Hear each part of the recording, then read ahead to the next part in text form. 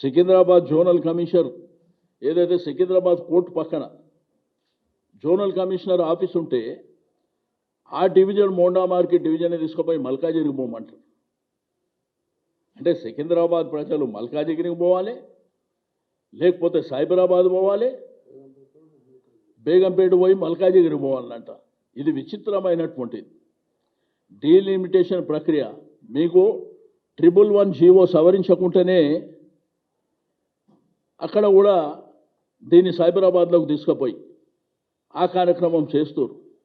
అసలు ప్రభుత్వాన్ని నడిపిస్తురా, circus company నడిపిస్తురా అర్థం కానటువంటి పరిస్థితి ఉన్నది. ప్రజాప్రతినిధులకు తెలియదు, కార్పొరేటర్లకు తెలియదు, వాళ్ళ మేయర్ గారు డిప్యూటీ మేయర్ గారికే ఇది ఎట్లా చేసిర్రు, ఏం ప్రక్రియ, ఏ పద్ధతిలో జరిగింది అనేటువంటిది ఎక్కడ కూడా జరగకుండా దీని ఇక్కడ వదిలిపెట్టే సమస్య లేదు. కోర్టుకు కూడా పోతున్నాం మేము. చట్టపరంగా న్యాయపరంగా కూడా పోరాటం చేస్తాం. మీరు ఉన్న చరిత్రలో మార్చేసి మీ ఇష్టానుసారం చేసుకోనికే ఇదేం రాచరిక పాలన కాదు. ప్రజాస్వామ్యంలో మనం ఉన్నాం.